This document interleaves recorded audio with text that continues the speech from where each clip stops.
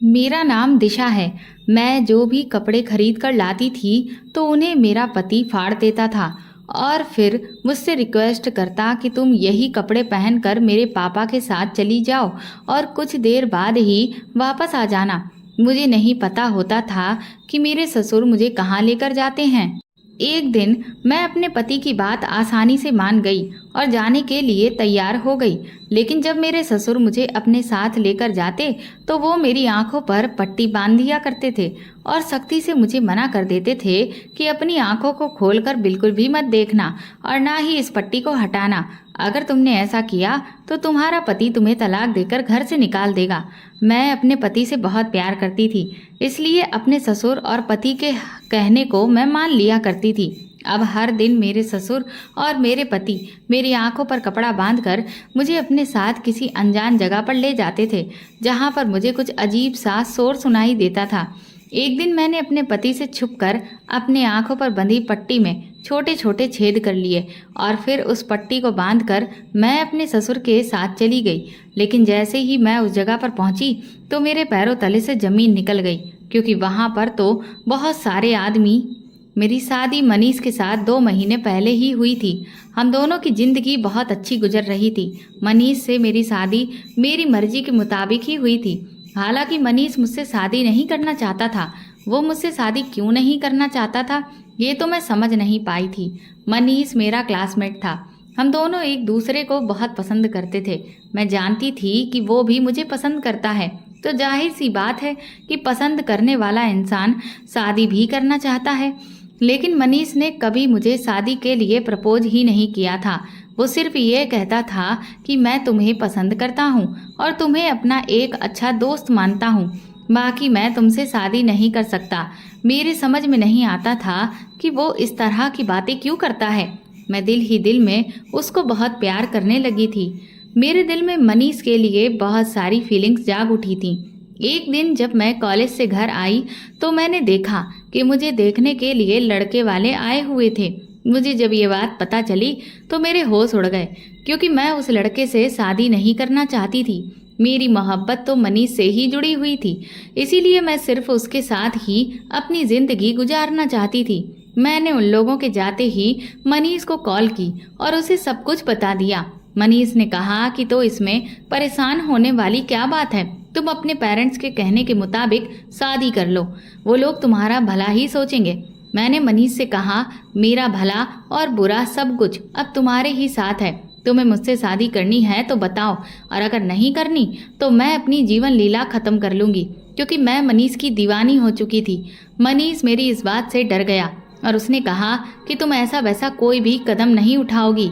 मैं आज ही घर जाकर इस बारे में अपने पापा से बात करता हूँ। मैंने मनीष से कहा कि तुम्हारे पास सिर्फ रात तक का ही टाइम है, क्योंकि मेरे मम्मी पापा को लड़के वालों को भी जवाब देना है और वो लोग जवाब सिर्फ तभी दे पाएंगे जब मैं उनको जवाब दूंगी। इसलिए तुम मुझे जल्द से जल्द जवाब दो कि तुम मुझसे शादी करना चाहते हो या नहीं, और सोच लेना कि मुझे जवाब सिर्फ हाँ में ही चाहिए। अगर तुमने मुझे इनकार किया तो फिर मेरी मौत के जिम्मेदार तुम ही होगे। मेरी बात सुनकर मनीष घबरा गया। उसने कहा, तुम फिक्र मत करो, मैं रात को ही तुम्हें कॉल करता हूँ। मुझे अब रात होने का इंतजार था कि कब मनीष की कॉल आए और मुझे उसका जवाब मिले। मैं भगवान से प्रार्थना कर रही थी कि मनीष का जवाब हाँ में ही हो। मुझे उसकी कॉल का इंतजार करते हुए रात के 12 बज गए, लेकिन अभी तक उसकी कॉल नहीं आई थी, जबकि मनीष का कहना था कि वो 11 बजे तक ही सो जाता है। मुझे तो बहुत घबराहट हो रही थी।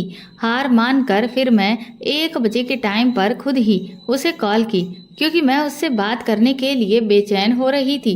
मेरी पहली कॉल पर ही उसने मेरी कॉल रिसीव कर ली। मैंने उससे कहा कि तुम कहाँ हो, तुमने मुझे कॉल क्यों नहीं किया अभी तक? मैं कितनी देर से तुम्हारी कॉल का इंतजार कर रही हूँ।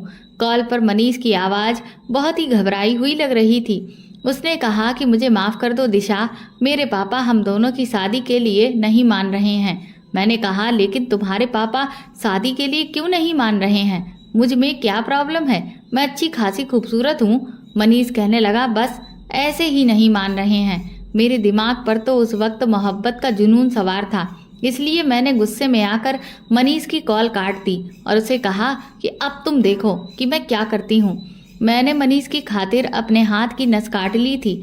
अगले दिन जब मुझे होश आया तो मैं अस्पताल में थी। मनीष को कब और कैसे पता चला मेरे बारे में, ये मुझे कुछ भी नहीं पता था। जब मेरी आंख खुली और मैं होश में आई तो मैंने अपने सामने मनीष और उसके पापा को देखा था। मेरे घर वालों ने मुझे इस बात पर बहुत डांट लगाई थी कि एक बार मैं उनको ये सब कुछ बता देती तो शायद मुझे इस सब से नहीं गुजरना पड़ता। फिर मनीष के पापा मेरे घर रिश्ता लेकर आ गए थे और मैं अपने प्लान में कामयाब हो गई थी। खुशी खुशी दोनों परिवारों ने मिलकर मेरी शादी जैसे तैसे मनीष के साथ में कर दी थी। मेरी शादी को अभी मनीष के साथ 1 ही महीना गुजरा था कि मौसम ने करवट ले ली थी। अचानक इस कदर गर्मी पड़ने लगी कि सबने ही अपने गर्मियों वाले कपड़े निकाल लिए। मेरी ससुराल में मेरी 2 नंदे और ससुर थे। मेरे माता पिता गरीब लोग थे। उन्होंने मेरी शादी सिर्फ नॉर्मल तरीके से ही की थी और मुझे नॉर्मल ही सारा सामान दिया था। मनीष भी इसी तरह की फैमिली से बिलोंग करता था। उसकी भी सिर्फ मामूली सी ही सैलरी थी। हम दोनों की शादी से उसके पापा ने किस लिए इनकार किया था, इस बात का मुझे कभी पता नहीं चल सका था और ना ही मैंने दोबारा मनीष से इस बारे में पूछने की कोशिश की थी। मेरे पति का घर बस छोटा सा ही था और वो अपने घर में अकेला ही कमाने वाला था। उसके ऊपर अपने पिता और दोनों बहनों की जिम्मेदारी थी। अब तो उसके ऊपर मेरी जिम्मेदारी भी आ गई थी। मेरी बड़ी नंद का तो रिश्ता भी लगा हुआ था और इसकी एंगेजमेंट भी हो चुकी थी। अगले 1 साल बाद उसकी शादी है। शायद इसीलिए उसका बिहेवियर मेरे साथ नॉर्मल नंदों के जैसा नहीं था। वो मेरे साथ बहुत अच्छे से रहती थी और मेरी बहुत इज्जत करने वाली लड़की थी।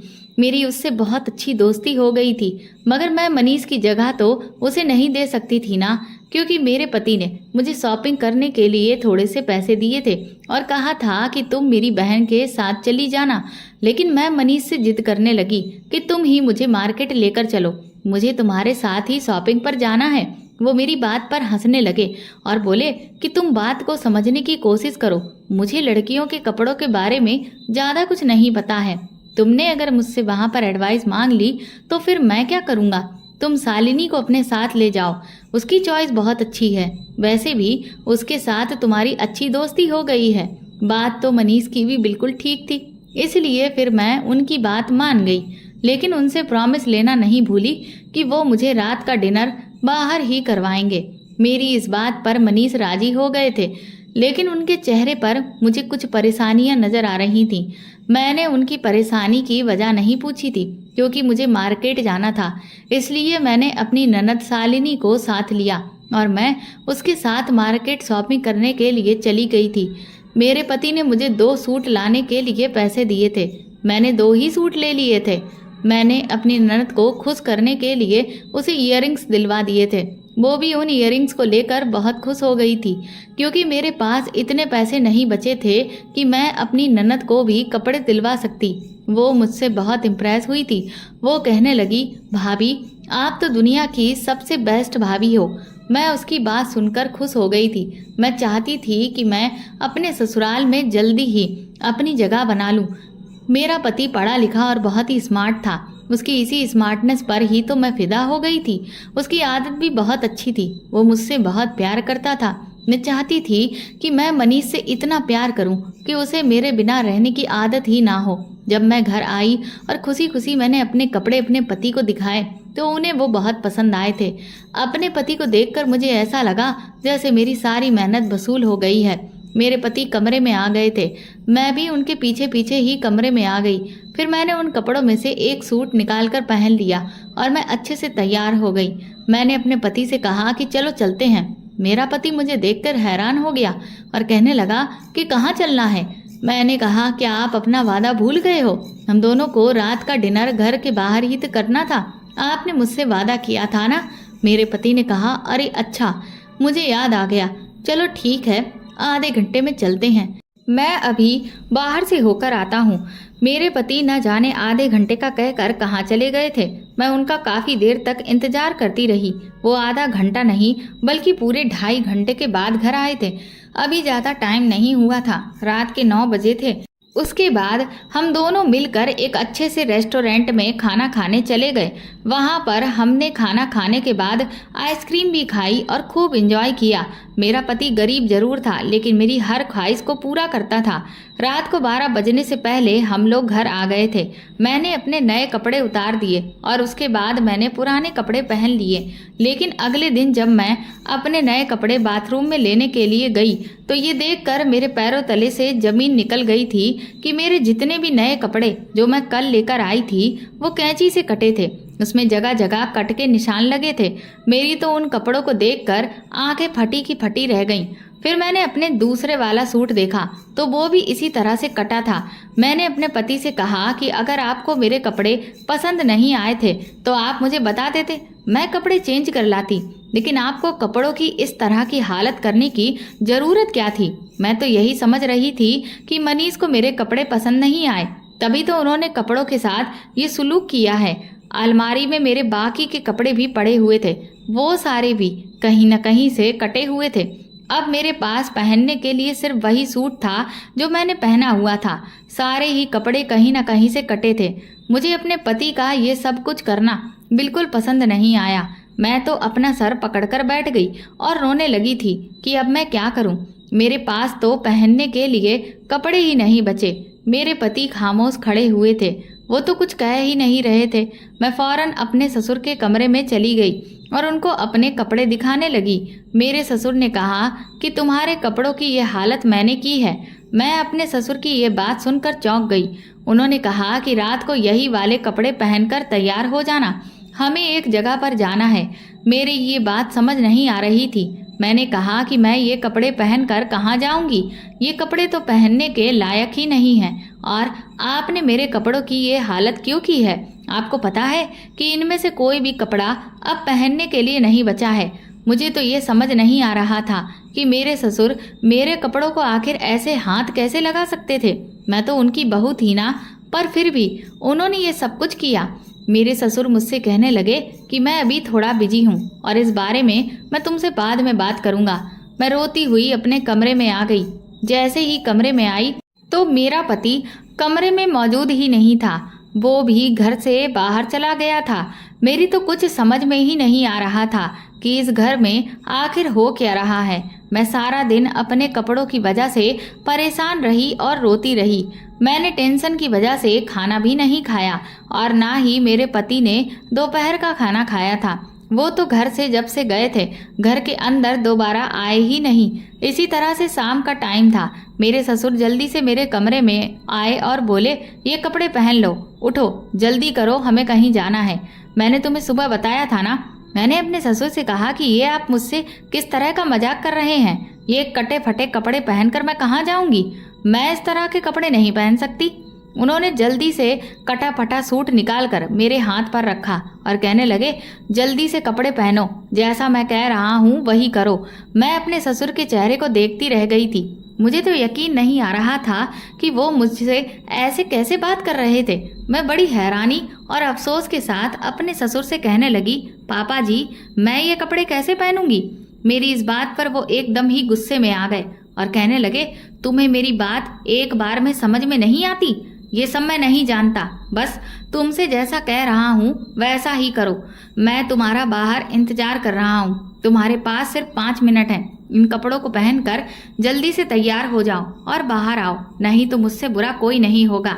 अपने ससुर का गुस्सा देखकर मैं मजबूर हो गई और उन कपड़ों को बाथरूम में पहनने के लिए चली गई। मैं बुरी तरह से रोने लग गई थी कि मेरे साथ ये सब कुछ क्या हो रहा है। शादी के 1 महीने के बाद ही मुझसे मेरी खुशियां छीन ली गई थी। मैं अपने ससुर के डर से जल्दी से वो कपड़े पहनकर बाहर आ गई। जब मैं बाहर आई तो ये देखकर हैरान थी कि मेरा पति भी वहां खड़ा था। मैंने अपने पति को रोती हुई नज़रों से देखा और उनसे शिकायत करने जैसा चेहरा बना लिया। वो मेरी बात को समझ गए थे। उन्होंने कुछ भी नहीं कहा और खामोश खड़े रहे। मुझे देखकर मेरे ससुर मुस्कुराने लगे जबकि मैं रोती चली जा रही थी। मेरे ससुर ने मेरे पति से कहा, मनीष जाओ पट्टी लेकर आओ। मेरे समझ में नहीं आया कि वो किस पट्टी की बात कर रहे हैं। पहले तो मेरे पति ने उन्हें सिर हिलाकर इनकार किया, लेकिन फिर जब मेरे ससुर ने उन्हें गुस्से से घूर कर देखा तो वो काले रंग की एक पट्टी लेकर आ गए। मेरे ससुर ने मुझे देखकर कहा, ऐसे नहीं रोते हैं बेटा, ये आंसू पोंछ लो और अपने चेहरे पर मुस्कुराहट लेकर आओ। मैंने खुद को बड़ी मुश्किल से संभाला था। मैं मुस्कुराने लगी तो मेरे ससुर ने मेरे सर पर हाथ रखकर मुझसे कहा, आओ मेरे साथ चलो। फिर बाहर आंगन में जाते ही मेरे ससुर ने मेरे पति से कहा कि ये पट्टी वो मेरी आंखों पर बांधे। मैंने तुरंत ही कहा कि आप ये काले रंग की पट्टी मेरी आंखों पर क्यों बंधवा रहे हो। मेरे ससुर ने मेरी बात का कोई जवाब नहीं दिया। फिर मेरे ससुर मुझसे बोले, बहू तुम्हें ये पट्टी हरगिज नहीं खोलनी है। अगर तुमने पट्टी खोलने की कोशिश की तो फिर तुम्हारा पति तुम्हें तलाक देकर घर से निकाल देगा। अपने ससुर के मुंह से ये बात सुनकर मैं हैरान रह गई थी और फिर इस काम को मैं मजबूरी में करने के लिए तैयार हो गई थी, क्योंकि मैंने अपने पति को पाने के लिए न जाने कितनी परेशानियां झेली थी। मेरे ससुर जो कि हमारी शादी के लिए मान नहीं रहे थे, तो इसीलिए अब मुझे अपने ससुर का हर कहना मानना पड़ रहा था। मेरा दिल बुरी तरह से मजबूर होकर रह गया था। मुझे कुछ भी तो अच्छा नहीं लग रहा था। फिर ये कपड़े हर तरफ से कटे फटे थे, कई जगह पर तो छेद हो रहे थे। मैं ऐसे कपड़ों में कैसे घर से बाहर निकल सकती थी, लेकिन अपने ससुर का हुक्म मानना मेरी बहुत बड़ी मजबूरी बन चुकी थी। मैंने भगवान का नाम लिया और जाने के लिए तैयार हो गई। मेरे ससुर मुझे पैदल ही कहीं पर लेकर जा रहे थे। वो ठीक मेरे पीछे ही चल रहे थे और मेरे पति मेरा हाथ पकड़े हुए थे, क्योंकि मेरी आंखों पर तो पट्टी बंधी थी। मुझे कुछ दिखाई नहीं दे रहा था। हम लोग काफ़ी दूर तक चलकर आ गए थे। थोड़ी देर बाद मुझे कुछ एहसास सा होने लगा, जैसे मेरे आसपास बहुत सारे लोग हैं। मैं महसूस कर सकती थी कि मैं किसी भीड़ वाली जगह पर खड़ी हुई हूँ। थोड़ी देर के बाद मेरे ससुर ने मुझे बैठने के लिए कहा। उसके बाद मैं एक जगह पर बैठ गई, क्योंकि पैदल चलते चलते मेरी हालत खराब हो गई थी। ना जाने मेरे ससुर मुझे किस नर्क में लेकर आ गए थे। उसके आधा घंटा बाद मेरे ससुर ने मुझे फिर से पैदल चलने के लिए कहा और फिर हम दूसरी जगह पर आ गए। इस जगह पर भी चारों तरफ मेरे कानों में शोर ही शोर पड़ रहा था। इस वाली जगह पर तो इतना शोर था कि चारों तरफ से मुझे गाड़ियों की आवाज़ भी आ रही थी और मैंने अपने कानों पर हाथ रख लिए थे। मेरे ससुर ने मुझसे कहा कि तुम्हें बोलना नहीं है, इसीलिए उनके कहने के मुताबिक मैंने अपनी आवाज़ को बंद ही रखा था। यहाँ पर भी मेरे ससुर ने मुझे ज़मीन पर बैठने के लिए कहा तो मैं बैठ गई थी। मेरी तो कुछ भी समझ में नहीं आ रहा था कि मेरे ससुर ने मुझे ऐसी भीड़ वाली जगह पर क्यों बैठा दिया है। बीच बीच में मुझे ट्रैफिक की भी आवाज़ आ रही थी, जिससे मैंने अंदाज़ा लगा लिया था कि आसपास से गाड़ियाँ गुजर रही हैं। गाड़ियाँ तो सड़क या गलियों में होती हैं, इसका मतलब मेरे ससुर मुझे कहीं खुली जगह पर लेकर आ गए थे। मुझे पक्का यकीन था कि मेरे साथ जो भी हो रहा है अच्छा नहीं हो रहा, मगर मैं क्या करती। मैं मजबूर हो गई थी। हम वहाँ पर 1-2 घंटा गुजार कर वापस चलने लगे थे। मैंने आवाज़ों को पहचानने की कोशिश की थी ताकि मुझे पता चल सके कि मैं किस जगह पर आई हूँ, मगर मैं नाकाम रही थी। लेकिन ये तो पक्का था कि ये कोई रास्ता था। मैं जब घर पहुंची तो मेरे ससुर ने मेरी आंखों से पट्टी हटवा दी थी और फिर मुझे मेरे कमरे में जाने के लिए कह दिया। मैं जैसे ही अपने कमरे में आई तो मैंने देखा कि मेरे पति अपना सिर झुकाए हुए मेरे पीछे ही चले आ रहे थे। मैं बहुत ज़्यादा थकी थी, इसलिए बेड पर जाकर चुपचाप लेट गई। मैंने अपने पति से कोई बात नहीं की थी, क्योंकि मैं उससे बहुत ज़्यादा नाराज़ थी। उसने मेरे देखते ही देखते मेरी टांगें दबाना शुरू कर दी। मैं उसके ऐसे बिहेवियर से बहुत परेशान हो चुकी थी। मैंने अपने पति को पैर दबाने से मना किया, क्योंकि मेरे पैरों में बहुत ज़्यादा दर्द हो रहा था। पैर दबाने से मुझे कुछ सुकून मिल गया था। मेरे पति ने देखा कि मैं उनसे बात नहीं कर रही हूँ तो वो कहने लगे, दिशा आज जो कुछ भी हुआ है उसके लिए मैं बहुत शर्मिंदा हूँ। कल मैं तुम्हें शॉपिंग पर ले चलूँगा, तुम अपनी मर्जी के मुताबिक कपड़े खरीद लेना। मैं पैर जल्दी से पीछे किए और कहने लगी, ताकि आपके पापा फिर से मेरे कपड़ों को काट दें। मेरी बात पर मेरे पति ने अपना सिर झुका लिया और कहने लगे, दिशा तुम आराम करो, तुम्हें आराम की बहुत ज़रूरत है। लाओ अपने पैर इधर करो, मैं दवा देता हूँ। मैंने कहा, मुझे तुम्हारी तसल्ली की कोई ज़रूरत नहीं। मैं इस टाइम अपने पति से कोई बात नहीं करना चाहती थी, ना ही उसका चेहरा देखना चाहती थी, क्योंकि मुझे सबसे ज़्यादा गुस्सा तो मनीष पर ही आ रहा था। उसके पापा कुछ भी कर रहे थे, वो कुछ भी नहीं बोला और खामोशी से उनका कहना मानता रहा। इसीलिए मैंने अपनी आंखें बंद कर लीं और मैं सो गई। मैं बहुत ज़्यादा थकी थी, इसलिए जल्दी ही मुझे नींद आ गई थी। 1 घंटे के बाद ही मेरी नींद खुल गई क्योंकि मैंने खाना नहीं खाया था। मुझे भूख लग रही थी। इन लोगों ने मेरी नींद और चैन तो छीन लिया था, लेकिन मुझे क्या पता था कि अभी तो ये बस शुरुआत है, आगे तो अभी और बहुत मुश्किल वक्त आना है। अगले दिन मनीष ने अपने ऑफिस की छुट्टी कर ली और वो ज़बरदस्ती मुझे मार्केट लेकर गया। मैं वहाँ पर एक जगह आराम से बैठी रही थी। मैंने किसी भी तरह का कोई रिएक्ट नहीं किया। मेरे पति ने खुद ही अपनी पसंद के मुझे 2 सूट दिलवा दिए थे। मैं शॉपिंग करके घर आ गई। मेरा पति घर से बाहर चला गया। उन्होंने मुझे कहा कि तुम आराम करो, मैं अपने एक दोस्त से मिलकर आता हूँ। मेरे ससुर ने मुझे अपने कमरे में बुला लिया और उन्होंने मुझसे बड़े प्यार से पूछा कि कहाँ गई थी तुम अपने पति के साथ। तो मैंने उन्हें बताया कि मैं मनीष के साथ शॉपिंग करने गई थी। थोड़ी देर बातचीत करने के बाद उन्होंने मुझे बताया कि बहू, तुम्हें पता है मनीष के तो बहुत ही बड़े बड़े घरों से रिश्ते आ रहे थे, लेकिन उसने तुम्हारी खातिर सिर्फ तुमसे ही शादी की। मेरे बेटे के पीछे तो बहुत सारी लड़कियां पागल थीं, क्योंकि वो देखने में है ही इतना स्मार्ट और सुशील, मगर मेरे बेटे ने तो तुमसे शादी करने के लिए जिद ही ठान ली थी। अब तुमने खुद को ख़त्म करने का डर दिखाया तो मेरा बेटा भी डर गया। इसीलिए मुझे अपने बेटे की मर्जी की खातिर अपना सर झुकाना पड़ा। लेकिन तुम छोटे से हादसे का बहाना बनाकर अपने ये हसीन दिन खराब मत करो। अपने पति के साथ हंसी खुशी जिंदगी गुजारो। मैं देख रहा हूँ कि तुम्हारा मूड अपने पति की तरफ से बिल्कुल भी ठीक नहीं है। वो तुमसे बहुत प्यार करता है और देखो, तुम्हारा गुस्सा ठीक करने के लिए ही तो वो तुम्हें शॉपिंग पर लेकर गया। मुझे अपने ससुर की बात ठीक लगी। मैंने सोचा कि चलो, जो हुआ सो हुआ। मुझे अपने पति के साथ अपना बिहेवियर अच्छा रखना चाहिए। मुझे मनीष को ज़्यादा परेशान नहीं करना चाहिए। ये ना हो कि वो मुझसे नाराज होकर कहीं और दिल लगा बैठे। उस बेचारे ने भी तो मुझसे शादी करने के लिए काफ़ी सारे सेक्रीफाइसेस किए हैं। मैं अपने ससुर की बात सुनकर अपने कमरे में आ गई और अपने पति के आने का इंतजार करने लगी। थोड़ी देर के बाद मेरे पति भी आ गए। मैं उनके सामने काफ़ी शर्मिंदा हो रही थी। मैंने उन्हें कहा, मनीष, मैं शर्मिंदा हूँ अपनी गलती पर। मैं भी अपना दिल साफ करने की कोशिश कर रही हूँ, मगर तुम्हें भी मुझे एक वादा करना होगा। मेरी बात सुनकर मनीष खुश हो गए थे। वो कहने लगे, हाँ हाँ बताओ, तुम हुक्म करो। मैंने मनीष से कहा कि जैसा तुम्हारे पापा ने मेरे साथ किया है, ऐसा अब कभी नहीं होना चाहिए। ये तुम्हें मुझसे वादा करना होगा। आइंदा ऐसा कभी नहीं होगा। मनीष ने सिर हिला दिया और बोले, मैं पूरी कोशिश करूंगा कि ऐसा कुछ भी ना हो जिसकी वजह से तुम्हें परेशान होना पड़े। अचानक ही उन्होंने मेरी आंखों में देखा और कहा कि दिशा, तुम्हें पता है क्या, मेरे पापा थोड़े जिद्दी और गुस्सैल हैं। मुझे उनकी बातों के आगे हार माननी पड़ जाती है, लेकिन वो दिल के बुरे नहीं हैं, वो दिल के बहुत अच्छे हैं। तभी तो उन्होंने मेरी खुशी के लिए तुम्हारे साथ मेरी शादी करवा दी थी। हालांकि हमारी शादी के लिए वो राजी नहीं हो रहे थे, पर सिर्फ अपने बेटे की खुशी के लिए वो तैयार हो गए थे। मनीष कहने लगे, मैं तुम्हें हर खुशी देने की कोशिश करूंगा। अपने पति की बात सुनकर मुझे बहुत खुशी हुई थी। मैं अपने पति की कही हुई बातें सोच सोच कर खुश हो रही थी, लेकिन उन्होंने अपने पापा की जो बात मुझे बताई थी वो मेरी समझ नहीं आई थी कि उनका इशारा अपने पापा की किस बात पर जा रहा था। फिलहाल मैंने ये सब कुछ वक्त पर छोड़ दिया था। मैं जानती थी कि वक्त के साथ साथ मुझे सब कुछ पता चल जाएगा। अपने पति के साथ काफ़ी अच्छा टाइम स्पेंड करने के बाद मैं शाम के टाइम पर अपनी दोनों नंदों के कमरों में जाकर बैठ गई और उनके साथ में इधर उधर की बातें करने में बिजी हो गई थी। फिर मैं वापस अपने कमरे में लौट कर आई तो मैंने देखा कि मेरे नए कपड़े जो मैं कल ही लाई थी वो फिर से कटे हुए थे।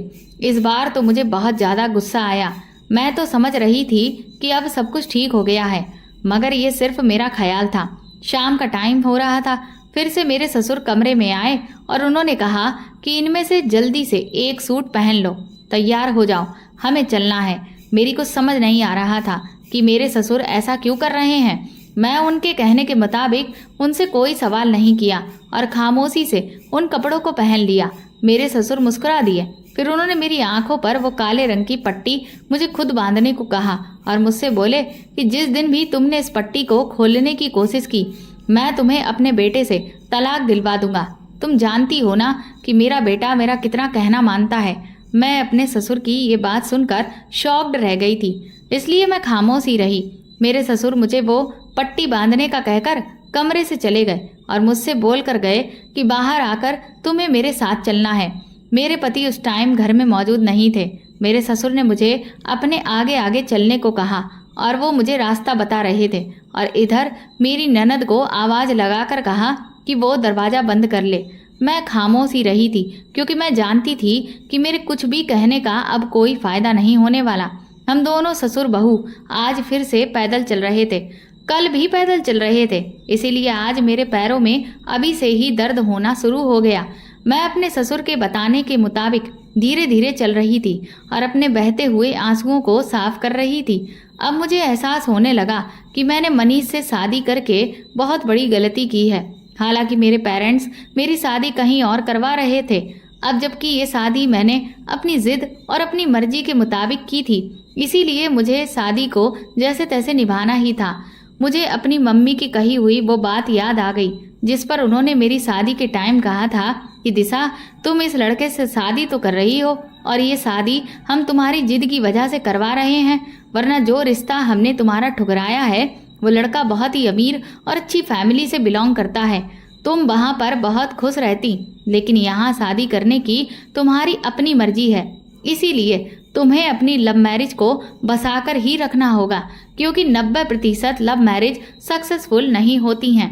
अपनी मम्मी की बात पर मैंने उनको जवाब दिया था कि मनीष मुझे बहुत प्यार करता है और मैं आपसे इस बात की शर्त लगा सकती हूँ कि मेरी शादी की बात मेरी ज़िंदगी अरेंज मैरिज कपल से भी ज़्यादा अच्छी गुजरेगी।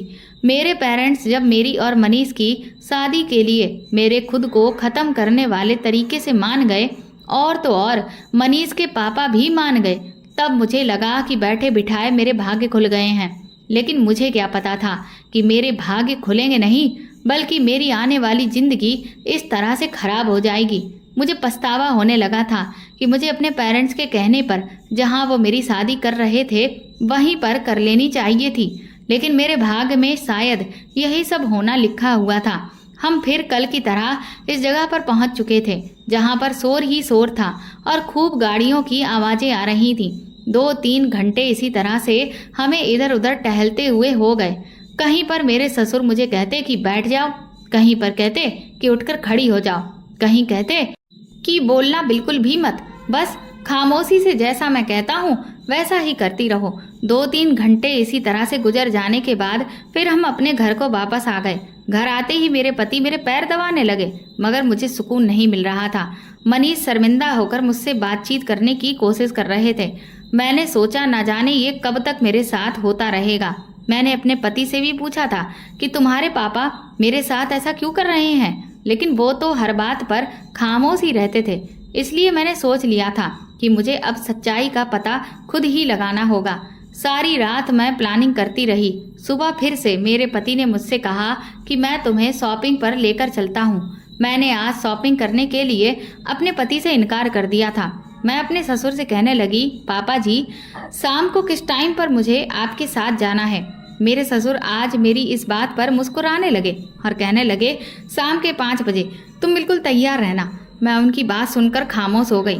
मनीष से बातचीत करना मैंने बिल्कुल बंद कर दिया था, क्योंकि वो मुझे कुछ बताता ही नहीं था। और तो और घर में 2-2 नंदें थीं, उन्हें भी किसी बात की कोई खबर नहीं थी, क्योंकि मेरे ससुर अपनी बेटियों पर बहुत ज़्यादा रौब दिखाते थे और अपनी बेटियों को कमरे से ज़्यादा बाहर नहीं निकलने देते थे। मैं अपने कमरे में चली गई। दोपहर के टाइम पर जब मेरे पति घर आए तो उन्होंने मुझसे कहा कि चलो, अभी तुम्हारे पास टाइम है, मैं तुम्हें शॉपिंग कराने लेकर चलता हूँ। लेकिन मैं तो उनसे बात कर ही नहीं रही थी, इसलिए मैंने उनसे कह दिया कि आज मेरी तबीयत ठीक नहीं है, मुझे कहीं नहीं जाना। धीरे धीरे शाम के 5 बज गए और मैंने अपने उन्हीं फटे हुए कपड़ों में से एक सूट निकालकर पहन लिया। मैं तैयार होकर अपने कमरे से बाहर निकल ही रही थी कि मुझे अपने पति के बोलने की आवाज़ आई। वो अपने पापा से कह रहे थे कि पापा प्लीज़ आप दिशा के साथ ये सब कुछ मत करो, दिशा को आज अपने साथ लेकर मत जाओ, उसकी तबीयत ठीक नहीं है। मेरे ससुर ने रोज़ के मुताबिक मुझे मेरी आंखों पर पट्टी बांधने को कहा। तभी अचानक मैंने अपने ससुर से कहा कि रुकिए ससुर जी, इन चप्पलों से मेरे पैर में बहुत दर्द होता है, मैं दूसरी चप्पल पहनकर आ जाती हूँ। मेरे ससुर ने कहा, अच्छा ठीक है, लेकिन जल्दी आ जाना। मैं इस बंधी हुई पट्टी को अपने हाथ से खोलकर हाथ में पकड़कर अपने कमरे में आ गई थी। मैंने जल्दी से एक बड़ी सी सुई निकाली और पट्टी के अंदर इस तरह से छेद कर दिए ताकि कोई भी छेद किसी को दिख ना सके। मुझे सिर्फ यही फिक्र हो रही थी कि अगर ये सुराख मेरे ससुर ने देख लिया तो मेरे ससुर मुझे मेरे पति से तलाक दिलवा कर घर से निकलवा देंगे। मैंने जल्दी से अपना काम फिनिश किया। उसके बाद मैं दूसरी चप्पल पहनकर बाहर आ गई और अपने ससुर के सामने ही अपनी आंखों पर मैंने उस पट्टी को बांध लिया। उसके बाद हम फिर से पैदल चलने लगे। मैं वही फटे हुए कपड़े पहने हुए थी जो मैं हर रोज पहनकर अपने ससुर के साथ जा रही थी। हम चलते ही चले जा रहे थे। मेरे ससुर भी खामोशी से मेरे पीछे चल रहे थे। इसी तरह चलते चलते मेरी नज़र सड़क के कोने पर गई जहाँ पर मेरे ससुर ने मुझे बैठा दिया। लेकिन वहाँ बैठने के बाद मेरे साथ कुछ ऐसा हुआ जिसे देखकर मेरे होश उड़ गए। मेरे ससुर के हाथ में एक बड़ा सा बोर्ड था और बोर्ड पर क्या लिखा हुआ था ये तो मुझे समझ नहीं आ रहा था, क्योंकि वो बोर्ड उन्होंने मेरे आगे रखा हुआ था और तो और एक कटोरा भी उन्होंने मेरे पास रख दिया था। मैं 5 मिनट तक वहाँ पर ऐसे ही बैठी थी। उसके बाद लोग आ रहे थे और कटोरे के अंदर पैसे डालकर जा रहे थे। ये देखकर मैं तो हैरान रह गई थी। यहाँ पर काफ़ी सारी पब्लिक मौजूद थी। मेरे ससुर इतने ज़्यादा चालाक थे कि उन्होंने कटोरे में पहले से ही एक मोटा कपड़ा बिछाया हुआ था ताकि अगर कोई कटोरे के अंदर सिक्का डाल कर जाए तो उसकी खनक की आवाज़ मुझे सुनाई ना दे और मैं ये पहचान न सकूं कि मेरे पास कोई बर्तन रखा हुआ है और उसमें कुछ डाला गया है। वहाँ आने जाने वाले लोग सिक्के डाल रहे थे तो कुछ लोग नोट भी डाल रहे थे। इसी तरह से काफ़ी सारे पैसे हो गए। मेरे ससुर ने मुझे उस जगह से उठाया और अपने सारे सामान को बांध लिया। आधा घंटा उस जगह पर बैठने के बाद मेरे ससुर मुझे दूसरी जगह पर ले गए। यहाँ पर भी कुछ ऐसा ही हुआ था। मेरे ससुर ने मुझे बैठने के लिए कहा। इसी तरह से काफ़ी सारे लोग इस कटोरे में पैसे डालते चले जा रहे थे। इसका मतलब ये था कि मेरे ससुर ने मुझे भिखारिन बना दिया था। मैं समझ चुकी थी कि मुझे अभी तक क्यों पता नहीं चल सका कि मुझे कहाँ ले जाया जाता है। इसी तरह से लगभग 2-3 घंटे बीत गए थे। मेरे ससुर के पास काफ़ी सारे पैसे इकट्ठे हो गए थे। मेरे ससुर मुझे लेकर घर वापस आ गए। घर आ जाने के बाद मैंने सोच लिया था कि मैं ये सब कुछ और बर्दाश्त नहीं करूँगी। इसलिए घर के अंदर दाखिल होते ही मैंने अपनी आंखों से पट्टी हटा दी। घर में मेरा पति भी मौजूद था। मेरे ससुर ने जैसे ही मेरी इस हरकत को देखा तो उनको गुस्सा आ गया। उन्होंने कहा कि तुम्हें इतनी जल्दी पट्टी हटाने की क्या ज़रूरत थी? तुम्हें पता है कि तुम्हारी आंखों से पट्टी सिर्फ मेरी इजाज़त पर ही हटाई जाएगी। मैंने अपने ससुर से कहा, तो फिर आज आपने कितने पैसों की कमाई कर ली है? मेरे ससुर मेरी बात सुनकर हैरान रह गए थे। हम दोनों की बातचीत सुनकर मेरा पति भी आंगन में आ गया। उसने हम दोनों को देखा तो वो शॉक्ड हो गया। मैंने अपने पति से कहा, तो तुम मुझसे इतने दिनों से ये राज छुपा रहे हो कि तुम्हारे पापा तुम्हारी पत्नी से सड़कों पर भीख मंगवा रहे हैं। आज मुझे मेरे सारे सवालों के जवाब मिल गए हैं कि मेरे साथ क्या होता है और मेरे कपड़ों को क्यों काटा और फाड़ा जाता है। मेरे ससुर कहने लगे, खामोश हो जाओ, अब इससे आगे एक लफ्ज़ भी मत बोलना। मैंने अपने ससुर से कहा, आज भी आप मुझे यही धमकी देंगे कि अगर मैंने आपकी बात नहीं मानी तो आप मुझे मेरे पति से तलाक दिलवा कर घर से बाहर निकलवा दोगे। मैंने कहा, आज मैं सारी सच्चाई जानकर ही रहूंगी और अगर आपने मुझे कुछ नहीं बताया तो मैं खुद इस घर को छोड़कर चली जाऊंगी। वैसे भी मैं भिखारन वाली जिंदगी नहीं जी सकती। मेरे माता पिता भले ही गरीब हैं, लेकिन कभी उन्होंने मुझसे ऐसा कोई काम नहीं करवाया जैसा कि फ़ायदा आप लोग मेरा उठा रहे हो। मेरा पति मेरी बात सुनकर घबरा गया था और उसने कहा कि प्लीज़ मुझे छोड़कर मत जाना दिशा, मैं तुम्हें सब कुछ बता देता हूँ। मैंने कहा, हाँ, आज मुझे सब कुछ बता दो वरना अच्छा नहीं होगा, क्योंकि मैं ये सब कुछ और बर्दाश्त नहीं कर सकती। मेरे पति ने मुझे बताया कि मेरे पापा ने मेरे लिए पहले ही अपने एक दोस्त की बेटी से मेरा रिश्ता फिक्स कर दिया था, लेकिन मैं तुमसे प्यार करता था। मैं उससे शादी नहीं करना चाहता था।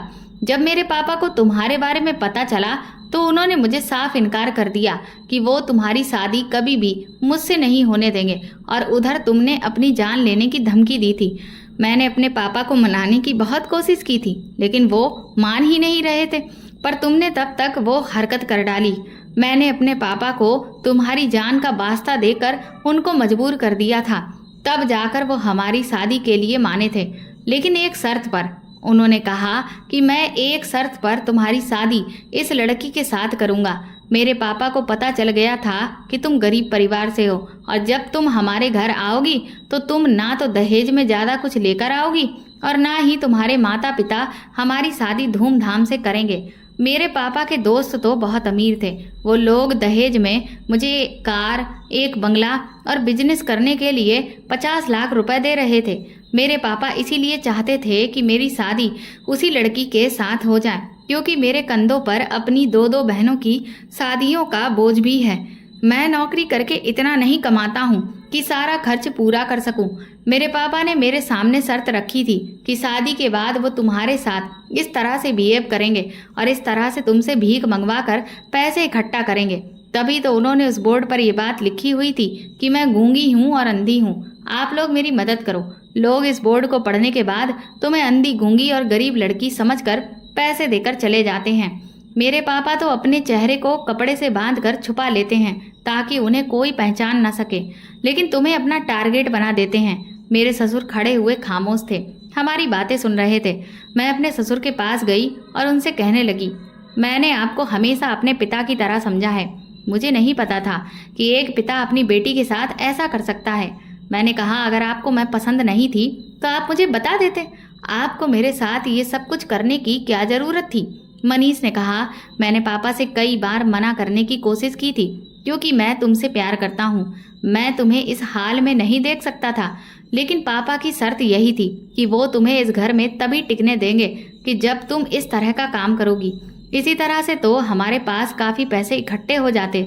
मैं तुमसे शादी के लिए इसीलिए मना कर रहा था क्योंकि मैं मामूली सी सैलरी लाता हूँ। शायद उसमें तुम्हारे सपने पूरे नहीं कर सकता, लेकिन तुम मेरी बात को ना तो समझने की कोशिश कर रही थी और ना ही मान रही थी।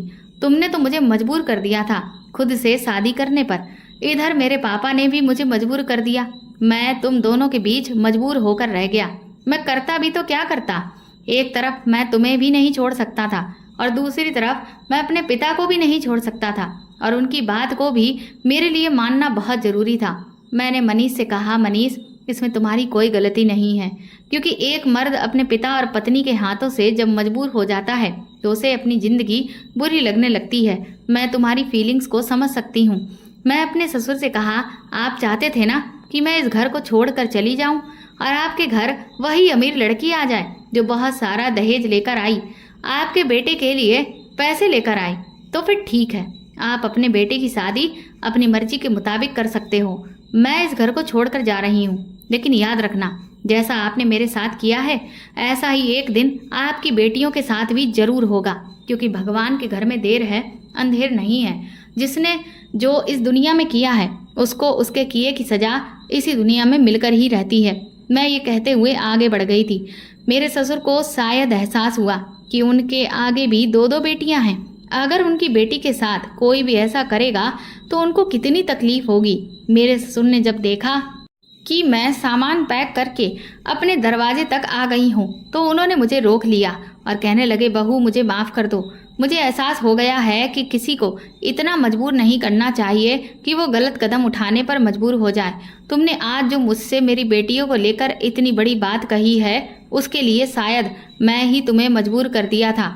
मैं बहुत शर्मिंदा हूँ अपनी गलती पर। तुम मुझे माफ़ कर दो। मुझे सिर्फ इस घर के खर्चे की और अपनी बेटियों की शादी की परवाह है। मेरा बेटा इतनी कम इनकम में ये सब कुछ कैसे करेगा? मैं अपने ससुर से कहा, आप परेशान मत होइए, आपकी बेटियों की शादी धूमधाम से होगी। मैं पढ़ी लिखी हूँ, मैं नौकरी करूँगी और तो और मनीष भी नौकरी करते हैं। हम दोनों मेहनत से इस घर को चलाएंगे, आपकी दोनों बेटियों की शादी करेंगे और अपनी ज़िंदगी अच्छे से जिएंगे। मेरे ससुर मेरी बात सुनकर बहुत खुश हुए थे। मैं उनको कोई भी बात कहकर परेशान नहीं करना चाहती थी, इसीलिए फिर मैंने उनको तुरंत ही आसानी से माफ़ कर दिया, क्योंकि वो भी एक पिता थे। उन्हें अपनी बेटियों की फिक्र हो रही थी। मैंने अपने ससुर से जो कहा था वो करके दिखाया। अब मनीष और मैं मिलकर ऑफिस में काम करते हैं। अपनी मेहनत की कमाई से मैंने अपनी दोनों नंदों की शादी कर दी है। मेरे ससुर मेरी इस मेहनत और लगन से बहुत खुश हुए और अब तो वो मुझे अपनी बहू नहीं बल्कि बेटी मानते हैं। उन्होंने जो मेरे साथ किया था उसके लिए वो बहुत शर्मिंदा होते हैं। अब मेरी ज़िंदगी मेरे पति और मेरे ससुर के साथ बहुत अच्छी गुजर रही है। और तो और भगवान ने मुझे एक बेटी भी दे दी है जिसके साथ हमेशा मेरे ससुर खेलते रहते हैं और मुझे और मेरी बेटी को बहुत प्यार करते हैं। तो दोस्तों, आपको ये कहानी कैसी लगी हमें कमेंट करके ज़रूर बताएं और प्लीज़ इस कहानी को ज़्यादा से ज़्यादा शेयर और लाइक करके मेरे चैनल को सपोर्ट करें। मेरी जवान ननद की हरकतें कुछ दिनों से बहुत अजीब लग रही थी। मुझे पता चला था कि उसकी कोचिंग की छुट्टी हो गई थी, फिर भी वो रोज कोचिंग के नाम पर झूठ बोलकर कहीं जाती और रात तक वापस लौटती थी। रात में भी उसके कमरे से अजीब आवाज़ें आती। कुछ पूछो तो कहती कि ये मेरा पर्सनल मैटर है। एक दिन जब वो घर से बाहर गई तो मैं चुपके से उसके कमरे की तलाशी लेने लगी और तब मुझे उसके कमरे से वो चीज़ मिली जिसे पति पत्नी अपने नए रिश्ते की शुरुआत करने के समय उसका पैकेट देखकर मैं तो शर्म से। मेरा नाम रचना है। 17 साल की उम्र में ही मेरी शादी हो गई थी और मेरे पति अविनाश की उम्र भी उस समय सिर्फ 19 साल थी। हमारे खानदान में लड़कियों की शादी तो जल्दी हो जाती थी, लेकिन अविनाश की इतनी कम उम्र में शादी करने के पीछे एक बड़ी वजह थी। जब अविनाश 17 साल के थे तो अविनाश के घर में एक प्यारी सी बहन ने जन्म लिया था, लेकिन जब अविनाश की बहन प्रिया 2 साल की थी तब अविनाश के माता पिता का एक एक्सीडेंट में देहांत हो गया था। अविनाश उस समय खुद पढ़ाई कर रहे थे और ऐसे में प्रिया को संभालना उनके लिए बहुत मुश्किल था। उस समय कोई भी रिश्तेदार दोनों भाई बहन की जिम्मेदारी उठाने के लिए आगे नहीं बढ़ा था। तब दूर की एक दादी ने अविनाश को ये सलाह दी कि तुम शादी कर लो, घर में बहू आ जाएगी तो वो ही प्रिया को संभाल लेगी। और इस तरह केवल 19 साल की उम्र में ही अविनाश की मुझसे शादी हो गई। मैं भी उस समय बहुत कम उम्र की थी, दुनियादारी की ज़्यादा कोई समझ नहीं थी। जब सुहाग की सेज पर बैठी मैं अविनाश का इंतजार कर रही थी तो उन्होंने आकर मेरी गोद में छोटी सी प्रिया को बिठा दिया था और मुझसे कहा, रचना, आज से प्रिया तुम्हारी बेटी है, इसे माँ का प्यार देना। मुझे तुमसे और कुछ नहीं चाहिए, बस मेरी बहन प्रिया को कोई तकलीफ ना हो। मैंने भी खुले दिल से प्रिया को अपना लिया था। मैं उसे बिल्कुल अपने बच्चों की तरह ही रखती थी। फिर देखते ही देखते प्रिया कब 18 साल की हो गई मुझे पता ही नहीं चला। मैं अभी अभी सारे घर का काम निपटा कर फ्री हुई थी कि तभी अविनाश ने मुझसे पूछा, रचना, प्रिया अभी तक कोचिंग से वापस क्यों नहीं आई? आज अविनाश ऑफिस नहीं गए थे क्योंकि आज उनके बॉस की बेटी की शादी थी, इसलिए अविनाश की छुट्टी थी। दोपहर का खाना खाने के बाद वो सो गए थे और अब 5 बजे उनकी आंख खुली तो उठते ही सबसे पहले उन्होंने अपनी बहन के बारे में पूछा था। मैंने मुस्कुराते हुए कहा, अविनाश, तुम बाहर की दुनिया में और अपने ऑफिस में इतना खो गए हो कि तुम्हें पता ही नहीं कि तुम्हारी बहन प्रिया घर देर से ही आती है। मेरी इस बात पर अविनाश हैरान होकर मुझे देखने लगे और बोले, रचना, तुम ये क्या कह रही हो? आखिर तुम्हारे कहने का मतलब क्या है? मैंने कहा, अविनाश, मेरे कहने का कोई भी मतलब नहीं है, बस सीधी सी साफ बात है जो मैं आपको बता रही हूँ कि प्रिया कोचिंग से लेट घर आती है। उसने मुझे बता रखा है कि उसकी छुट्टी लेट होती है, बस इसीलिए घर देर से पहुँच पाती है। मेरी बात सुनकर अविनाश थोड़ा गुस्से में बोले, रचना, तुमने कभी मुझे इसके बारे में पहले क्यों नहीं बताया? मैं बोली, इसमें बताने वाली क्या बात है? जब उसकी छुट्टी ही लेट होती है तो लेट ही घर पहुंचेगी, और ऐसा तो नहीं है कि रात हो जाती है और शाम होते ही वो घर आ जाती है। तो मैं बेकार में तुमसे शिकायत करके बच्ची के खिलाफ तुम्हारे कान क्यों भरूं? मुझे अविनाश की बात बिल्कुल पसंद नहीं आई थी, इसीलिए मेरी आवाज़ में थोड़ा गुस्सा आ गया था। मुझे ऐसे मर्द बिल्कुल भी पसंद नहीं थे जो औरतों पर बेकार में अपनी धौंस जमाते हैं और उन पर अपना हुक्म चलाते हैं। मुझे गुस्से में देखकर अविनाश थोड़ा नरम पड़े और बोले, रचना, तुम अच्छी तरह से जानती हो कि जिस बच्ची की तुम बात कर रही हो उस बच्ची की माँ नहीं है। तुम्हें याद है, मैंने जब छोटी सी प्रिया को तुम्हारी गोद में दिया था तब मैंने कहा था कि इसे अपनी बेटी की तरह ही पालना। तुम्हें प्रिया की माँ का दर्जा दिया था और माँ अपने बच्चों की गलत हरकतों पर पर्दा नहीं डालती। मैंने प्यार से अविनाश को समझाते हुए कहा कि प्रिया अभी बच्ची है, अगर हम उसके साथ जोर जबरदस्ती करेंगे, बहुत ज़्यादा रोक टोक करेंगे तो वो जिद्दी भी हो सकती है और बिगड़ भी सकती है, इसलिए हमें उस पर बेकार की पाबंदियां नहीं लगानी चाहिए। मैंने प्रिया को बिल्कुल अपनी बच्ची की तरह ही पाला है, लेकिन उस पर पूरी नज़र भी रखती हूँ। क्या आपको कभी लगा है कि मैं कहीं गलत साबित हो रही हूँ? क्या कभी प्रिया ने आपसे शिकायत की मेरे खिलाफ कि मैं उसको तंग करती हूँ, उस पर जुल्म करती हूँ। मेरी बात सुनकर अविनाश ने ना में सिर हिला दिया और बोले, नहीं रचना, मुझे तुम पर पूरा विश्वास है कि तुम एक अच्छी माँ साबित हुई हो। अच्छा बाबा, ठीक है, जो मर्जी हो करो अपनी बेटी के साथ, लेकिन मुझे तो भूखा मत मारो। दोपहर को भी बस हल्का फुल्का ही खाना खाया था, अब मुझे भूख लगी है, कुछ खाने को दे दो। लेकिन मैंने महसूस किया कि जैसे अविनाश अभी भी मेरी बातों से संतुष्ट नहीं थे। मैं अविनाश के लिए चाय के साथ कुछ नाश्ता बनाकर ले आई। शाम को 7 बजे तक प्रिया घर वापस आ चुकी थी। अविनाश के चेहरे से लग रहा था कि जैसे वो प्रिया से कुछ पूछना चाहते हैं, लेकिन शायद मेरी वजह से ज्यादा पूछताछ नहीं की। सिर्फ इतना ही कहा कि 5 बजे तक घर आ जाया करो। अविनाश की बात पर प्रिया कुछ नहीं बोली, बस हाँ में सिर हिला दिया। आज प्रिया मुझे बहुत चुपचाप सी लग रही थी। पहले तो वो जब भी आती थी तो चहकती हुई आती थी, हमेशा बोलती रहती थी, अपनी सहेलियों की बातें, अपनी कोचिंग की बातें बताती रहती थी। लेकिन आज वो बहुत चुप थी। मुझे लगा कि शायद अविनाश की बात पर प्रिया उदास हो गई होगी। इसलिए मैंने प्रिया को समझाने की खातिर कहा कि प्रिया, अपने भाई की बात का बुरा मत मानना, वो तो बस तुम्हारी भलाई के लिए ही कह रहे थे। अंधेरा हो जाता है ना, तो कहीं रास्ते में तुम्हें कोई दिक्कत ना हो, बस इसीलिए वो ऐसे कह रहे थे। लेकिन प्रिया ने मेरी बात सुनी ही नहीं, वो चुपचाप बैठी रही। अब मुझे प्रिया की चिंता होने लगी। मैंने उसके सर पर हाथ फेरते हुए कहा, क्या बात है, तुम परेशान हो? लेकिन मेरा इतना कहना था कि वो एकदम से गुस्से से बोली, क्या है भाभी, 2 पल तो सुकून से सांस लेने दिया करो। आपको हर वक्त के सवाल जवाबों से मैं तंग आ चुकी हूँ। कह तो दिया एक बार कि कोई प्रॉब्लम नहीं है, लेकिन आप तो हाथ धोकर पीछे ही पड़ गई हैं। इतना कहकर वो पैर पटकते हुए अपने कमरे में चली गई। मुझे बहुत हैरत हुई, इससे पहले उसने कभी भी ऐसी बात नहीं की थी। वो तो शुक्र था कि उस वक्त अविनाश कमरे से जा चुके थे, नहीं तो पता नहीं क्या तमाशा खड़ा हो जाता। मेरे अंदर से किसी ने मुझे प्रिया के खिलाफ भड़काना चाहा, लेकिन मैंने फिर अपने दिल को समझाया कि ज़रूर बच्ची पढ़ाई की वजह से परेशान होगी, तभी वो ऐसे बोल कर गई है, वरना वो पहले तो कभी ऐसी नहीं थी। मैं कमरे में वापस आई तो अविनाश ने मुझसे पूछा, रचना, ये प्रिया ऐसे बात क्यों कर रही थी? मैंने कभी उसको तुम्हारे साथ बदतमीजी करते हुए नहीं देखा। अभी मैं उसको जाकर बताता हूँ कि बड़ों से कैसे तमीज से बात की जाती है। अविनाश के तेवर देखकर मैं डर गई। बड़ी मुश्किल से मैंने उनको शांत किया। मेरे बहुत ज्यादा समझाने पर वो मान तो गए, लेकिन मुझे समझाते हुए बोले, रचना, अभी तुम प्रिया से नाराज ही रहना, इतनी जल्दी मान मत जाना, नहीं तो वो समझेगी कि तुम्हें तो कोई फर्क ही नहीं पड़ा और फिर वो आगे से तुम्हारी इज्जत नहीं करेगी। मैंने हाँ में सिर्फ सिर हिला दिया और अपने पति के लिए मेरे दिल में इज्जत और भी ज्यादा बढ़ गई कि उनको मेरा इतना ख्याल है। सच कहते हैं, पति ही अपनी पत्नी की इज्जत करवाता है। मैं तो सोच रही थी कि अगले दिन प्रिया के साथ नॉर्मल रहूंगी, जिससे कि उसका मूड अच्छा हो जाए। लेकिन अविनाश की बातों से मुझे लगा कि हाँ, प्रिया को एहसास दिलाना जरूरी है कि उसने गलती की है, नहीं तो वो आगे से और भी ज्यादा मेरे साथ बदतमीजी कर सकती है और मुझे जवाब दे सकती है। अगले दिन मैं उठी तो वो कॉलेज जाने के लिए तैयार हो रही थी।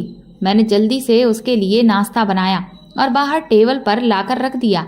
वैसे तो हमेशा वो मेरे पास किचन में खड़े होकर ही नाश्ता करती थी, लेकिन जब उसने टेबल पर नाश्ता रखा देखा तो बहाने से अपने नाश्ते की प्लेट अंदर किचन में ले आई, ये कहते हुए कि भाभी, मुझे एक और पराठा चाहिए। मैंने उसकी प्लेट में एक और पराठा रख दिया और वो वहीं मेरे पास खड़े होकर नाश्ता करने लगी। हालांकि इससे पहले प्रिया एक ही पराठा खाया करती थी। मुझसे बात करने के बहाने वो बोली, भाभी, दोपहर में क्या बनाओगी? उसकी बात का मैंने बस पता नहीं ये कहकर जवाब दिया। उसकी उतरी हुई शक्ल देखकर सब पता लग रहा था कि उसे इस बात का पूरा एहसास है कि उसने मेरे साथ कल बदतमीजी की है। मैं उसको इग्नोर करती हुई वापस अपने कमरे में आ गई। हालांकि मेरा दिल अंदर ही अंदर परेशान हो रहा था।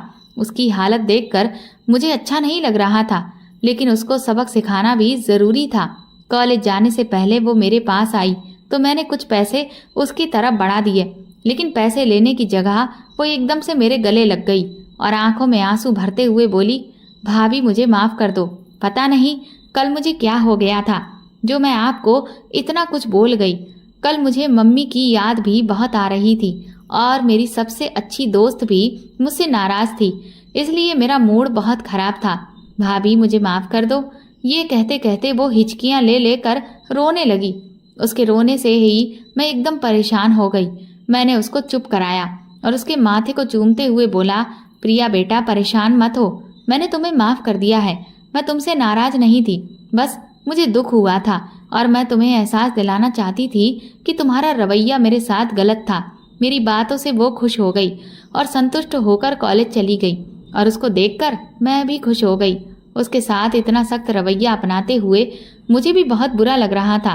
प्रिया को मैंने बिल्कुल अपनी बेटी की तरह ही पाला था। भगवान ने मेरी किस्मत में औलाद की खुशी नहीं लिखी थी, लेकिन औलाद की कमी मैंने प्रिया से ही पूरी की। मेरे सारे लाड़ प्यार का जरिया बस वही थी। कुछ दिनों से मैं ये नोट कर रही थी कि वो सुबह कॉलेज जाने के बाद दोपहर को घर नहीं आती थी, सीधा वहीं से कोचिंग चली जाया करती थी। मैंने उससे पूछा तो कहने लगी, भाभी एग्जाम आने वाले हैं, सिलेबस बहुत ज़्यादा है और मुझे अपने कॉलेज में टॉप करना है, इसलिए मैं ज़्यादा से ज़्यादा पढ़ाई करती हूँ और 7 बजे तक वो कोचिंग से घर वापस आ जाया करती थी। लेकिन मैंने महसूस किया था कि जब भी वो कोचिंग से शाम को वापस आती तो बहुत ज़्यादा थकी थकी सी होती थी, उससे ठीक से चला भी नहीं जा पा रहा होता था। फिर मैंने अपने आप को तसल्ली दी कि 2-2 जगह जाकर पढ़ाई करती है तो थक जाती होगी बेचारी। आज अविनाश की मौसेरी बहन हमारे घर आई थी। मेरे घर कोई भी मेहमान आता तो मैं दिल खोल कर उनका स्वागत करती थी, लेकिन कोई भी मेहमान आता था तो वो मेरा दिल तोड़े बिना नहीं जाता था। जाते हुए लोग अक्सर मुझे ये एहसास कराकर ही जाते थे कि मैं एक बांझ हूँ, और आज तो हद ही हो गई थी जब सरिता दीदी ने कहा कि अविनाश भैया आपको तो दूसरी शादी कर लेनी चाहिए, क्योंकि मुझे लगता है कि अब भाभी कभी माँ नहीं बनेगी। अगर भगवान ने उन्हें औलाद की खुशी देनी ही होती तो ना जाने कब की दे दी होती। आप भी तो आखिर इंसान हैं, आपका भी तो मन करता होगा अपने खुद के बच्चे को अपनी गोद में खिलाने का। सरिता दीदी की ये बात सुनकर मेरा दिल टूट गया था। मैंने नम आंखों से अविनाश की तरफ देखा। अविनाश ने मुझे आंखों ही आंखों में तसल्ली दी और सरिता से कहा, सरिता दूसरी शादी के बारे में ना तो कभी सोचा है और ना ही मैं सोचूंगा। मैं सिर्फ बच्चों के लिए रचना की इतने सालों की वफा और सेवा को भुला नहीं सकता। अविनाश की बात सुनकर मेरा ढेर सारा प्यार उस पर उमड़ आया था। अविनाश बहुत ही अच्छे पति साबित हुए थे। वो मेरा बहुत ख्याल रखते थे, मेरी हर खुशी का ध्यान रखते थे। आज तक शायद ही कोई दिन ऐसा आया हो जब उनकी वजह से मेरी आंखों में आंसू आए हों। मैंने अपनी आंखों में आए हुए आंसुओं को साफ किया, लेकिन तभी मेरी नज़र थोड़ी दूर बैठी प्रिया पर पड़ गई। वो अपनी पढ़ाई छोड़कर हमारी बातों में दिलचस्पी ले रही थी। वो अपने भाई की तरफ देख रही थी। उसके चेहरे के एक्सप्रेशन भी बहुत बिगड़े हुए थे, जैसे कि अंदर ही अंदर वो गुस्से से कांप रही हो। पता नहीं क्यों मेरे दिल में ये ख्याल आया कि लगता है प्रिया को अपने भाई की बात पसंद नहीं आई, लेकिन मैं प्रिया के खिलाफ अपने दिल में कोई बुरे ख्याल नहीं लाना चाहती थी, इसलिए मैंने अपने इस ख्याल को दिल से निकाल दिया। सरिता दीदी ने अविनाश की इस बात से मुंह फुला लिया और बिना खाना खाए हुए ही चली गईं, लेकिन ना चाहते हुए भी मेरा ध्यान बार बार प्रिया की तरफ ही जा रहा था। वो अपनी किताबों को गुस्से से सेट करते हुए और पैर पटकती हुई अपने कमरे में चली गई। रात को जब प्यास से मेरी आंख खुली तो मैं पानी लेने किचन में आई, लेकिन प्रिया के कमरे की लाइट उस वक्त जल रही थी। ये देख मुझे बहुत ज़्यादा हैरत हुई कि रात के 1 बजे तक प्रिया क्यों जाग रही थी। सुबह तो उसे कॉलेज भी जाना होता था। मुझे उसकी चिंता होने लगी। मैंने जल्दी से आगे बढ़कर उसके कमरे का दरवाज़ा खटखटाया, लेकिन 2-3 मिनट गुजरने के बाद भी उसने दरवाज़ा नहीं खोला, जबकि अंदर से उसके बेड के अजीब से चरमराने की आवाज़ आ रही थी। पर कुछ ही देर में बिल्कुल सन्नाटा पसर गया। जब बहुत देर बाद दरवाज़ा खुला तो मैं उसकी हालत देखकर दंग रह गई। उसके बाल बहुत बुरी तरह से बिखरे हुए थे और आंखें भी लाल हो रही थीं। वो पसीने से भीगी थी और हाँफ भी रही थी। उसकी ऐसी हालत देखकर मैं घबरा गई। मैंने एकदम आगे बढ़कर उसको गले से लगा लिया। मैंने कहा, बेटा क्या बात है, तुम्हारी आंखें इतनी लाल क्यों हैं? इतनी देर रात तक जागोगी तो यही हाल होगा। हमें नहीं चाहिए ऐसे अच्छे नंबर जो तुम्हारी सेहत खराब करें, इसलिए शाम को जल्दी सोया करो, अपनी सेहत का ख्याल रखो। मेरी बात सुनकर वो अजीब तरह से सहम गई। ये देखकर मैं अब और भी ज़्यादा परेशान हो गई। मैंने कहा, क्या बात है प्रिया, मुझे लगता है तुम रोती रही हो, इसीलिए तुम्हारी आंखें लाल हैं।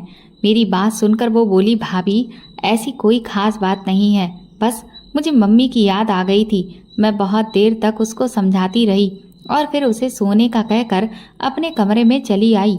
मेरे दिल में अब वहम पैदा हो गया था। पता नहीं आजकल प्रिया को अपनी माँ की याद बार बार क्यों आने लगी थी। और फिर मैंने उसकी जो हालत देखी वो तो कुछ और ही बात बयान कर रही थी। ये सब सोच मैं पूरी रात सो न सकी। बार बार दिल में घबराहट होती कि कहीं कुछ गड़बड़ ना हो जाए, कहीं प्रिया के साथ कुछ गलत ना हो जाए या वो किसी गलत राह पर ना निकल जाए। अगर उसके साथ कुछ गलत हो गया तो मैं अविनाश को क्या जवाब दूंगी। अविनाश का तो मुझ पर से भरोसा ही टूट जाएगा। वो मुझ पर कितना भरोसा करते हैं। मैं क्या कहूँगी अविनाश से जब वो मुझसे पूछेंगे कि तुमने माँ बनकर मेरी बहन की कैसी परवरिश की है। मेरे दिमाग में एक भी जवाब नहीं आ रहा था कि मैं उनको संतुष्ट कैसे कर पाऊंगी। मैंने बीच बीच में उठकर प्रिया के कमरे की तरफ देखा, लेकिन उसके कमरे की हर बार लाइट जलती हुई मिली। मैं ऐसे ही परेशानी में करवट बदल रही थी कि तभी घड़ी ने 5 बजे का अलार्म बजाया। मैं उठकर बाहर आई, लेकिन मैंने देखा कि ठीक उसी समय प्रिया के कमरे की लाइट बंद हुई थी। मैं तो सोच रही थी कि अब सुबह हो गई है, प्रिया बाहर आएगी और भगवान की आरती करेगी, क्योंकि आज तक का ये नियम था कि वो रोज़ सुबह उठकर भगवान की आरती करती थी। लेकिन अब मैं कुछ दिनों से ये देख रही थी कि उसने अपना ये नियम तोड़ दिया था, क्योंकि वो रात भर ना जाने ऐसा क्या करती थी जिस कारण वो सुबह देर तक सोती थी। लेकिन मुझे लगा कि ये उसका पर्सनल मामला है, इसलिए मैं उसके इस मामले में ज़्यादा दखल नहीं देती थी। अगर उसे भगवान से लगन लगानी होगी तो वो मेरे कहने से नहीं बल्कि खुद अपने दिल से भगवान से लगन लगाएगी। मैं नहा धोकर फ्रेश हुई और घर का काम निपटाने के बाद जल्दी से नाश्ता बनाने लगी। थोड़ी देर बाद प्रिया भी फ्रेश होकर आ चुकी थी। वो कॉलेज जाने के लिए एकदम तैयार थी। मैंने उसके लिए नाश्ता लगाया। वो मेरे पास ही खड़ी होकर नाश्ता करने लगी।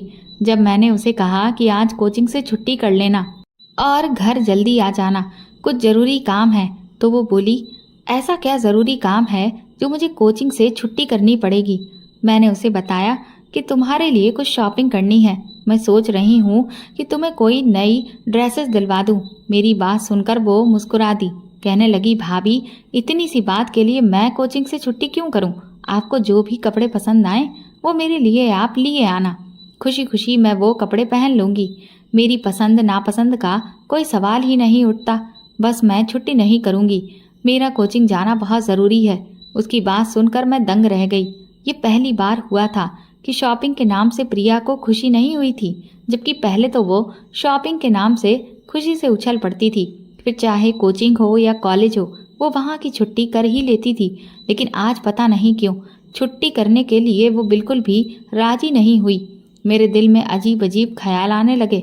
उसके जाने के कुछ देर बाद ही मैं फ़ौरन उसकी कोचिंग जा पहुंची।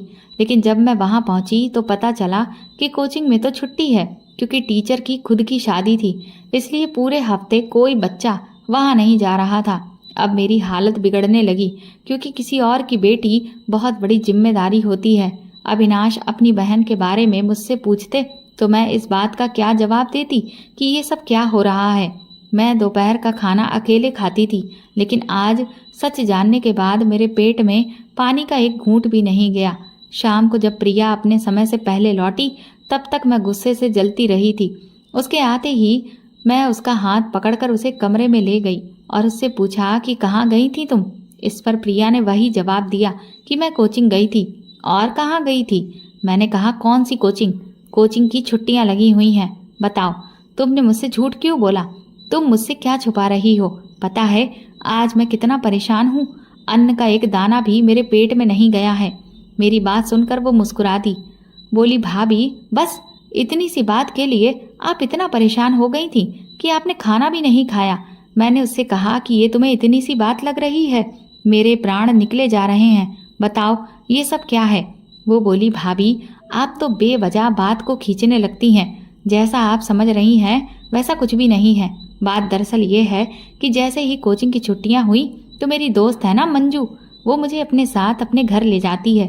वो कहने लगी, जब तक कोचिंग नहीं खुल जाती हम दोनों साथ में पढ़ाई कर लिया करेंगे। बस मैंने उसकी बात मान ली और आपको बताना इसलिए ज़रूरी नहीं समझा क्योंकि मुझे पता था कि आप मना तो करेंगी नहीं। और फिर पढ़ाई ही तो करनी है, कोचिंग में करूं या फिर सहेली के घर जाकर करूं। फिर प्रिया मुझसे इधर उधर की बातें करने लगी। थोड़ी देर में मेरा भी मूड ठीक हो गया। अगले दिन उसने कॉलेज से खास मेरे लिए छुट्टी की थी। मैंने कहा, चलो तुम्हें मैं नए कपड़े दिलवा दूं, तो प्रिया ने नए कपड़े लेने से मना कर दिया। कहने लगी, भाभी मुझे नए कपड़े नहीं चाहिए, लेकिन हाँ भाभी मुझे आपका वो रेड कलर वाला सूट बहुत पसंद है, वो आप मुझे दे दें। मुझे और कपड़े लेने की कोई ज़रूरत नहीं है, आप अपने पुराने कपड़े मुझे दे सकती हैं। आपके कपड़े पहनकर मुझे खुशी होगी। प्रिया की बात ने मुझे हैरान कर दिया था। मैंने कहा कि तुम ये कैसी बातें कर रही हो, भला मैं तुम्हें अपने पुराने कपड़े कैसे दे सकती हूँ। इस पर वो बोली कि क्या भाभी, माँ के कपड़े बेटी के लिए उतरन हो सकते हैं। आप तो मेरी माँ समान हैं और मुझे बहुत खुशी होगी जब मैं आपके उतरे हुए कपड़े पहनूं। प्रिया की जिद के आगे मैं मजबूर हो गई और मैंने अपनी अलमारी से 4-5 ड्रेसेस निकाल कर उसको दे दिए। लेकिन मैंने उसे वही कपड़े दिए जो मेरे पास सबसे अच्छे और नए थे। मेरा दिल बिल्कुल भी नहीं कर रहा था कि प्रिया मेरे पुराने कपड़े पहने। मैंने महसूस किया कि कपड़े लेते हुए भी प्रिया के चेहरे पर उदासी थी। बार बार मैं उसका चेहरा पढ़ने की कोशिश कर रही थी, लेकिन मुझे कुछ समझ में नहीं आ रहा था। पर उससे कुछ पूछना भी बेकार था क्योंकि वो 100 बहाने बनाकर साफ बच जाती। कोचिंग अभी तक खुली नहीं थी, लेकिन प्रिया अभी भी अपनी सहेली के घर पढ़ाई करने जाती थी। मुझे भी उस पर पूरा भरोसा था, इसलिए मैंने उसे नहीं रोका। आज भी प्रिया कॉलेज से सीधे अपनी सहेली के घर चली गई थी। अविनाश आज घर पर ही थे। पता नहीं आज अचानक से मेरे मन में क्या आया कि एकदम से मैं उनसे कहने लगी, अविनाश, प्रिया के रहने से घर में रौनक रहती है और उसके जाते ही एकदम सन्नाटा हो जाता है। सोचो, जब प्रिया की शादी हो जाएगी तो ये घर काटने को दौड़ेगा। काश भगवान ने हमें भी बच्चे की खुशी दी होती, लेकिन शायद हमारे नसीब में बच्चों की खुशी है ही नहीं। अविनाश, अब तो मुझे भी लगता है कि तुम्हें दूसरी शादी कर लेनी चाहिए थी। कम से कम इस घर में बच्चों की किलकारियां तो गूंजती। मेरी बात सुनकर अविनाश बोले, बस रचना, आज तुमने जो कह दिया सो कह दिया।